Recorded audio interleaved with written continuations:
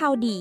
ลาวสิงคโปร์ตกลงร่วมมือด้านการจัดส่งแรงงานลาวไปสิงคโปร์ถือเป็นบาทก้าวใหม่สำหรับคนลาวที่สนใจไปเฮ็ดเวียกต่างประเทศโดยการเปิดประตูสู่ตลาดแรงงานประเทศสิงคโปร์อย่างเป็นทางการ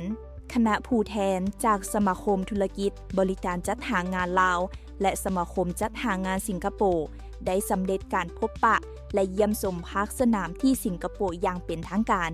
ระหว่างวันที่23 26 พฤศจิกายน 2025เพื่อรายงานและปรึกษาหารือแผนการร่วมมือในการส่งแรงงานลาวไปเฮ็ดเวียกที่สิงคโปร์อย่างถูกต้องตามกฎหมายและมีมาตรฐานแรงงานการพบปะครั้งนี้ประสบผลสำเร็จอย่างสูงทั้งสองฝ่ายแสดงความพอใจและเห็นดีร่วมกันถือเป็นก้าวใหม่ที่สำคัญในการยกระดับการจัดหางานสำหรับแรงงานลาวสิงคโปร์ถูกจัดเป็นหนึ่งในตลาดแรงงานที่ดีที่สุดในโลกเป็นประเทศพัฒนา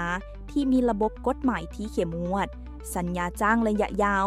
สามารถเฮ็ดเวียกได้อย่างต่อเนื่อง2 ปีขึ้นไปและเปิดกว้างด้านอายุสามารถเฮ็ดเวียกได้จนถึงอายุ63 ปีเพื่อให้แรงงานลาวประสบผลสำเร็จในสิงคโปร์สมาคมจัดหางานสิงคโปร์ได้แนะนำให้มีการเตรียมความพร้อมที่ดีโดยเน้นด้านหลักๆดังนี้การสื่อสารด้านภาษาต้องอยู่ในระดับที่สื่อสารได้อย่างเข้าใจด้านทัศนคติต้องมีความอดทนตั้งใจ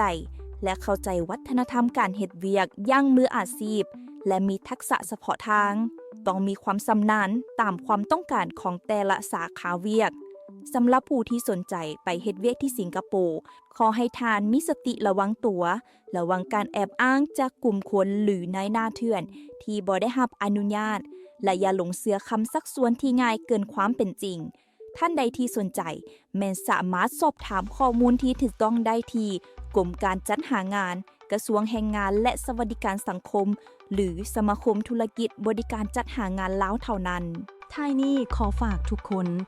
กดไลค์กดแชร์กดติดตามกด Subscribe เพื่อบ่พลาดข่าวสารดีๆจากพวกเรา Target Magazine